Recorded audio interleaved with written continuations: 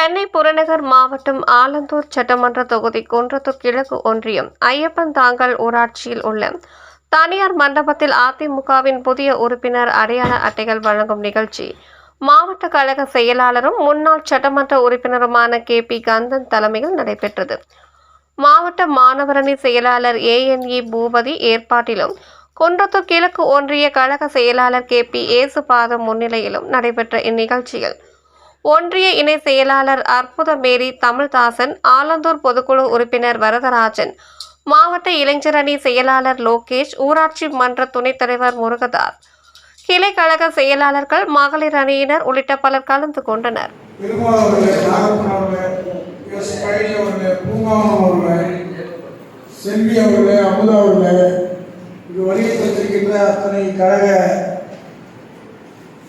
தோழர்களுக்கும் பல்வேறு அணியினுடைய நிர்வாகிகளுக்கும் ஒன்றிய கழகத்தின் சார்பில் அனைவரையும் வரவேற்று இந்த சிறப்பு வாழ்ந்த நிகழ்வுக்கு தலைமை பொறுப்பேற்று நடத்தி கொண்டிருக்கின்ற நம் நெஞ்சங்களெல்லாம் நிறைந்திருக்கின்ற நம்முடைய மாவட்ட கழகத்துடைய செயலாளர் அவர்கள் கழக உறுப்பினர் அட்டையை வழங்கி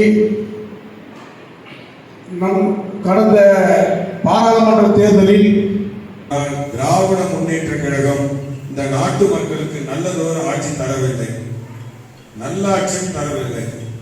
அவர்கள் என்ன வாக்குறுதிகள் தந்தார்களோ அதை இன்று வரைக்கும் கடைபிடிக்கவில்லை, அதை செய்து தரவில்லை. நாட்டு மக்களுக்கு விரோதமான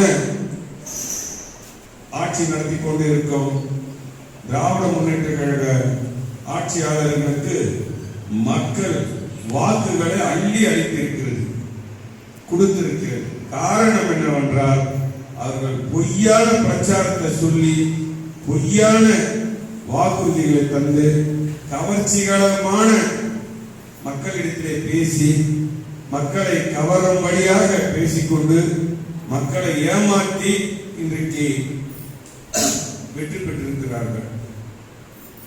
1000 ரூபாய் உங்களுக்கு நாங்கள் தரோம் மாதம் மகளிருக்கு, நீங்க எங்களுக்கு ஓட்டு போடலைன்னா 1000 ரூபாய் கட் ஆயிடும், நீங்க யோசித்து பாருங்க அப்படின்னா நம்ம ஆளுங்களே மனசுல பயந்துக்கின்னு மாசம் 1000 ரூபாய் எங்க போயிட போது நினைச்சு அவங்க வாக்களிக்கிறாங்க. இது போன்ற ஒரு மிரட்டல், உருட்டல் போன்றதெல்லாம் செய்து வெற்றி பெற்ற மறாத வாரமே மின்சாரம் 3வது முறையாக 5% இப்ப மின்சாரத்தை உயர்த்தி இருக்கிறாங்க. அதெல்லாம் யாருன்னா போய் கேட்க முடியுதா? உங்களுக்கு 1000 ரூபாய் கொடுத்துட்டு 2000 ரூபாவை ஏற்றி விட்டுறாங்க. எல்லாம் வாங்கிட்டு சைலண்டா இருக்கிறீங்க வாக்களித்துட்டு. மக்கள் இன்னைக்கு சொல்ல முடியாம திராவிட முன்னேற்ற கழகத்தினுடைய ஆட்சி புத்தர், இயேசு, காந்தி அவங்க நல்ல ஆட்சி ஒன்றும் தரல. அவங்க நல்லவங்க கிடையாது, அவங்க ஒன்றும் திறமசாலி கிடையாது. இந்த நாட்டு மக்களுக்கு அவங்க சொன்ன வாக்குறுதியை நிறைவேற்றணுமா கிடையாது. அவங்களுக்கு எப்படிதான் இது ஜெயிப்போன்றது அவங்களே நினைச்சிருந்தாங்க ஒரு 10-15 தான் ஜெயிப்போம்.